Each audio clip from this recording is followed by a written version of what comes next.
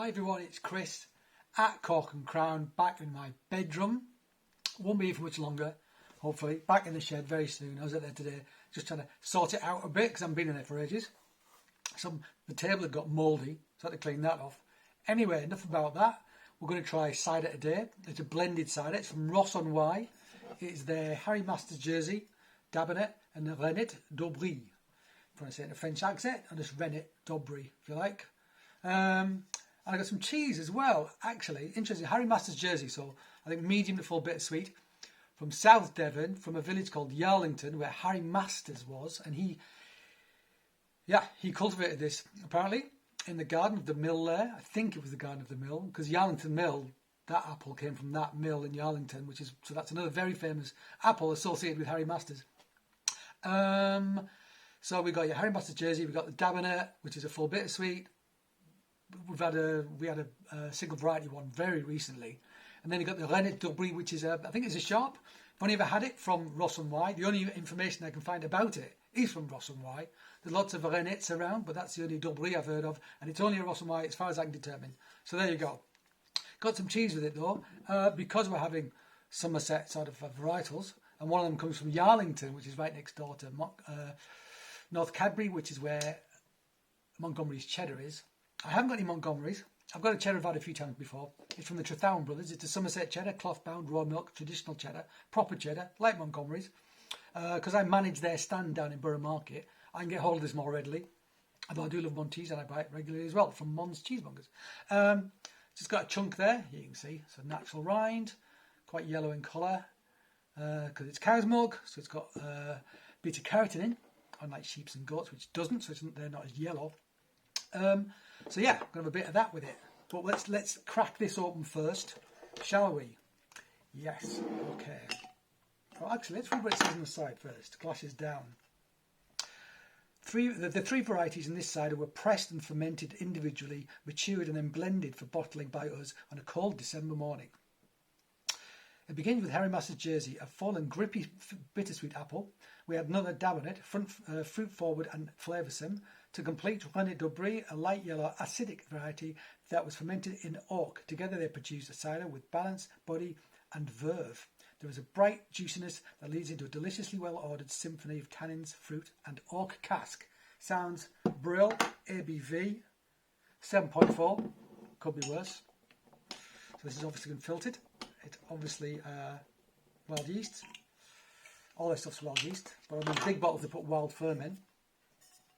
Even though it's all wild ferment, as far as I can tell. I should ask Albert why they do that. But yeah, anyway, let's pour it out. It looks like there's some tannins in it, doesn't it? It's got a nice amber colour to it, which suggests tannic apples, and the tannins have oxidised to give us this colour.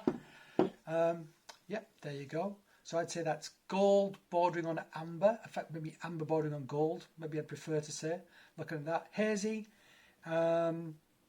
There was a very light sparkle, I noticed. Very light sparkle. Let's give it a sniff. Smells nice. Smells nice. There's some fruitiness in there.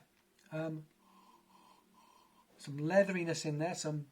There's some funk, Albert. Sorry, but there is. But it's subtle. It's quite subtle. Getting like a leathery character, and then I'm getting like quite a sweet apple floral character actually. Ripe apple, fresh apple, ripe apple. Autumnal character I want to say as well actually. Smells nice. Not super powerful nose, but powerful enough, and it makes you want to drink it. I mean, it smells like it's going to be sweet. It smells like, I think that's from the Dabinett.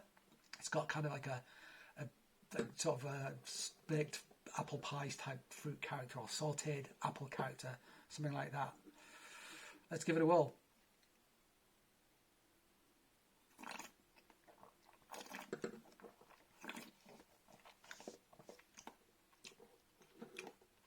Solid soft tannins, giving me stringency on the front, richness in the mouth. Yeah, that sweet apple character is coming through, but it's balanced by that acidity, which is from the Reinette, I assume. And then there's that leatheriness on the back, which has come from both Dabinett and Harry Masters jersey, one would assume. Really round, really round, really nice, very subtle sparkle. When Albert joined his dad Mike to start making cider. Mike was putting, I think, 10 grams per, gosh, not 10 milligrams per litre, 10 grams, it's not 10 grams per litre, 10 milligrams per litre, I forget what it was, I think it was 10 milligrams per litre. And it knocked that down to 5 milligrams, so halved it, basically. So it's much less fizzy, because I think Albert felt, and I agree with this wholeheartedly, I've mentioned this a lot, too much carbonation masks flavour, also makes you gassy, which fills you up. Yeah, so it's just, it doesn't bring much to the party. It masks things, it makes it gassy and harder to drink. It can be uncomfortable drinking really fizzy drinks. I can't drink like Coke anymore because it hurts my tongue. This is very delicately sparkling, and personally, yeah, absolutely prefer it. Absolutely prefer it like this. Really like sparkle, but it's there. It lifts the whole thing. Really like it. Really like it. And this is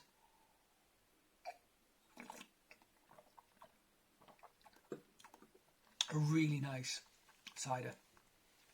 I really like this one. Everything's in balance. Tannin, so bitterness, acidity, it's just there. It's got some minerality as well. Fruitiness. It almost feels like it's still got, maybe it's not fully fermented, so there is a little residual sugar. That's why the carbonation is so low. Maybe that will kick in a bit more as it ages, so it possibly will get a little less sweet, a little fizzier. Totally possible that's going to happen, because they tend to ferment to dry. Albert and Mike. Yeah. But at this stage, I do like a little bit of sugar, I must say. I do like bitter and sweet, sour and sweet. Salt and sweet as well, actually. I love, but you don't get a lot of salt in cider. Those opposites really attract, really work well.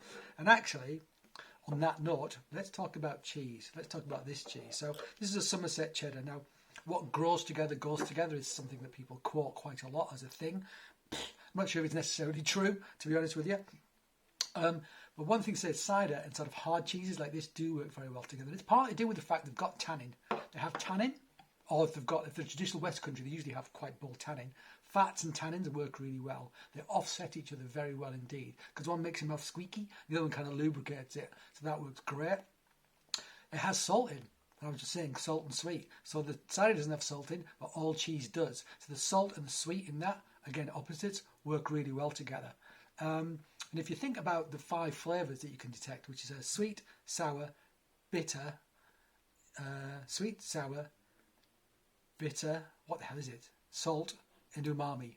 Umami is like the meaty kind of like soy sauce character. Those are the 5 basic flavours. Now, the flavours I'm getting out of this can't come from those because it's far more complex. But what's giving me those complex flavours is the aromatics. So that's where bubbles come into it, because they burst. The little bubbles of aromatics, they burst. Send it to your olfactory bulb, gives you a much more complex flavour.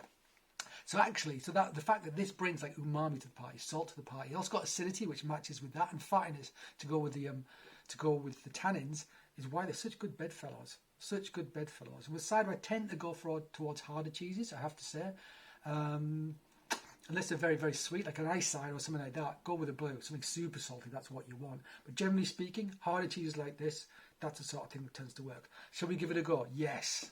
So it's made by the Trethowne brothers, Todd and Morgan, and also Kim, Morgan's wife, who I used to work with at Neil's Yard Dairy, like in the mid-90s. We also lived in a squat together for a while, so we go way back. So I knew her before I knew Morgan and Todd.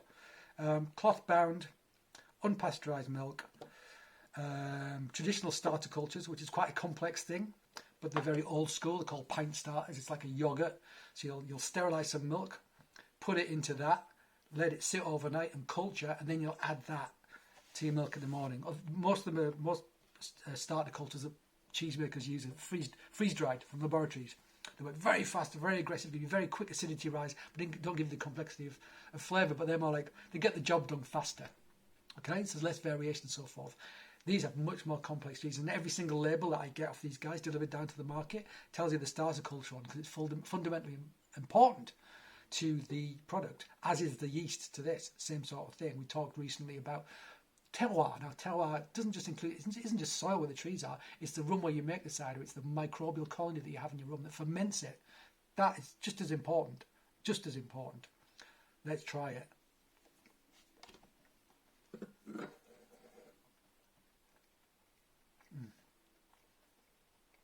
Buttery, almost like a cooked milk character. great salt, acidity, almost like a roast beef, or the stuff that you get out of the bottom of a pan when you've roasted roast beef, character to it. Some grassiness as well, I want to say.